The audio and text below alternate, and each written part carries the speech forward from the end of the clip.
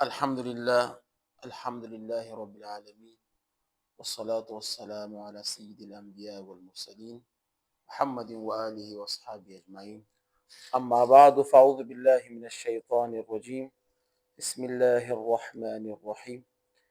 يا أيها الذين آمنوا لا ينهاكم الله عن الذين لم يقاتلوكم في الدين. صدق الله العظيم.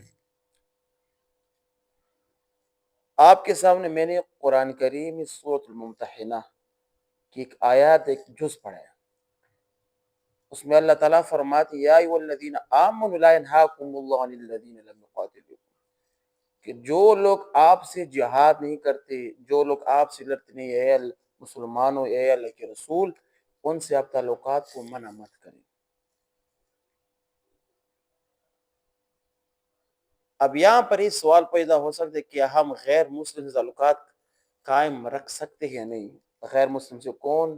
یہودی، عیسائی وغیرہ، ہندو، اور اس سے تعلقات ہم رکھ سکتے ہیں۔ قرآن تو ہمیں یہ فرماتے ہیں کہ جو لوگ آپ کے ساتھ جنگ نہیں کرتے، اے اللہ کے رسول، ان سے قطع تعلق مت رکھیں۔ ابھی تعلق رکھنا، کہاں کا تعلق رکھنا، کس طرح تعلق رکھنا، یہ اب بتا دیں۔ ہمارا ایک معاشرہ ہے، اس کو کہتے ہیں عرف۔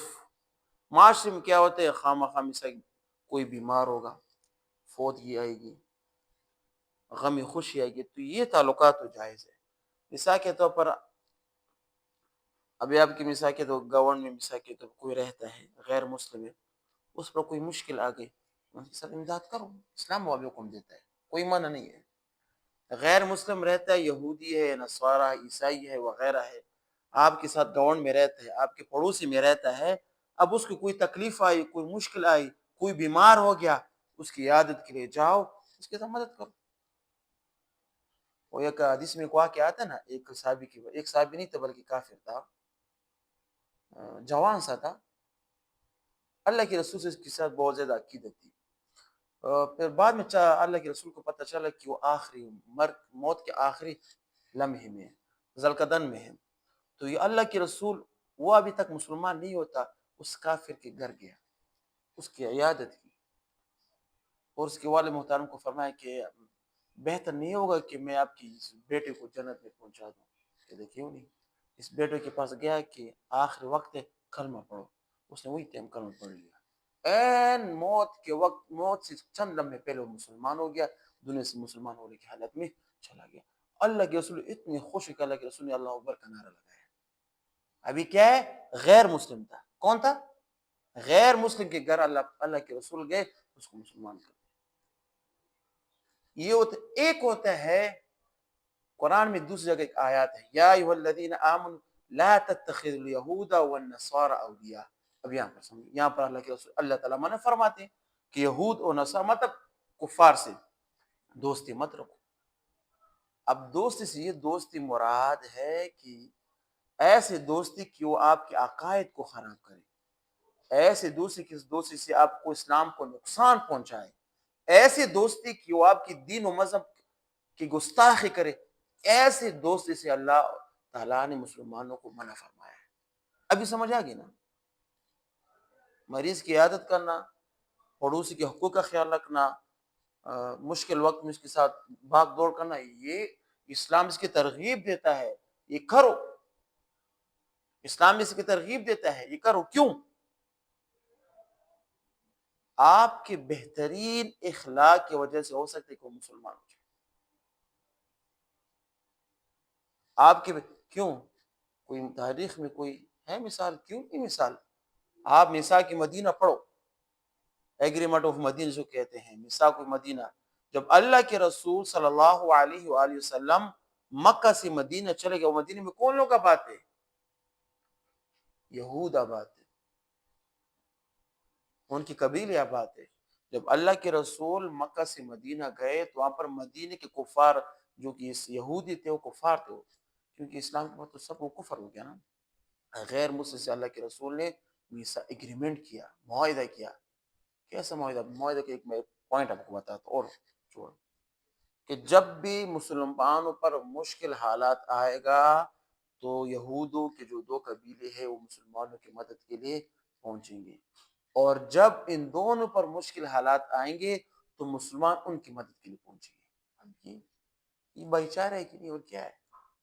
کیا تھا کہ جب بھی مسلمانوں پر مشکل حالت آئے گی تو یہ جو یہودی یہ دو قبیلے ہیں یہ مسلمانوں کی مدد کے لیے پہنچیں گے، اور جب یہ یہودوں کے ان دو قبیلوں پر مشکل حالات آئیں گے، جنگ کے حالات ہوگی، تو مسلمان اس کی مدد کے لیے پہنچیں گے۔ اب خبر بعد میں کہ انہوں نے پھر معاہدہ توڑ دیا، یہ بات کی بات ہے، لیکن پہلے معاہدہ یہاں پر یہ ہوا تھا، اگر غیر مسلم سے تعلقات قطع کرنا ہوتا تو اللہ کے رسول ان یہودیوں سے تعلقات اور ایگریمنٹ نہیں فرماتے۔ آج کل ہمارے ذہنوں میں جو مسلمان یہ جو تاثر پیدا، منفی تاثر، اس کو ہٹانے کی ضرورت ہے۔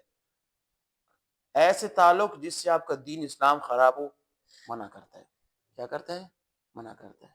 ایسا تعلق جس سے مثال کے طور پر آپ کے عمل کرنے سے اس کو کیا ہوتا ہے؟ اسلام کی دعوت ہوتی ہے۔ ایسا تعلق اسلام بلکہ سے ترغیب دے کر اس کے ساتھ تعلق، ان کو اسلام کی تعلیمات دو۔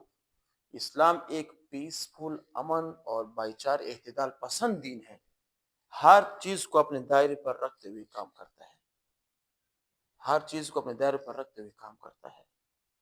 اب اس سے بڑھ کر میں آپ کو کیا بتاؤں کہ جب اللہ کے رسول نے فتح مکہ کیا، مکہ کو فتح کیا تقریباً 8 ہجری میں، وہاں پر مکہ میں غیر مسلم لوگ آباد تھے۔